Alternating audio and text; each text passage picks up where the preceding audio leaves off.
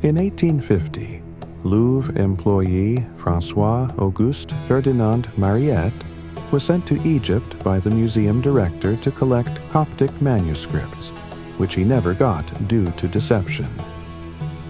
One day, at the Great Step Pyramid in Saqqara, Mariette noticed the head of the Sphinx sticking out of the sand.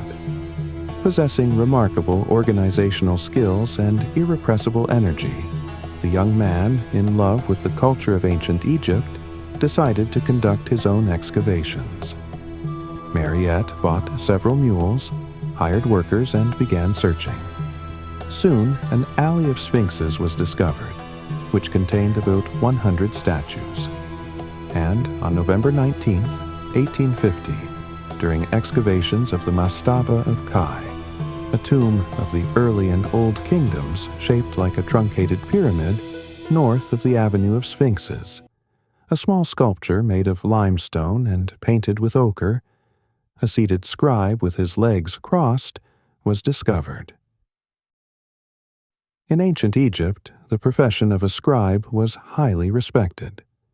While in the service of the pharaoh, they monitored the amount of the harvested crop to calculate taxes, food supplies in warehouses, drew up legal documents, and copied texts at temples. The sculpture found in the mastaba is not just a portrait. Probably some features were similar. The value of the sculpture is not in this.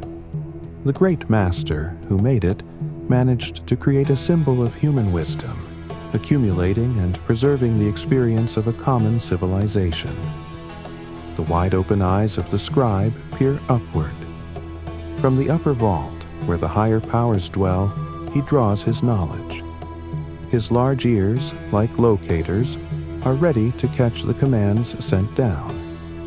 His narrow lips resemble a sharpened reed used for writing.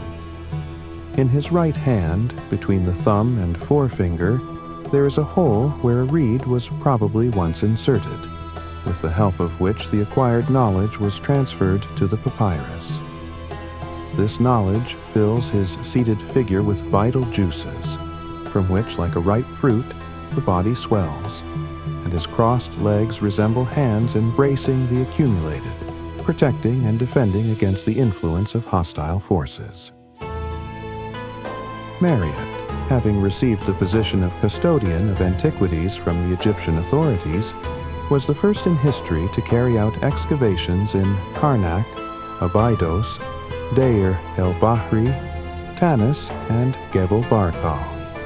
He founded the Egyptian Museum in Cairo and achieved restrictions on the sale and export of ancient artifacts from the country. For his achievements, Mariette received membership in the European academies, was promoted to the ranks of Pasha and Bey. In January 1881, according to the will, was buried in a sarcophagus in the courtyard of the museum founded by him.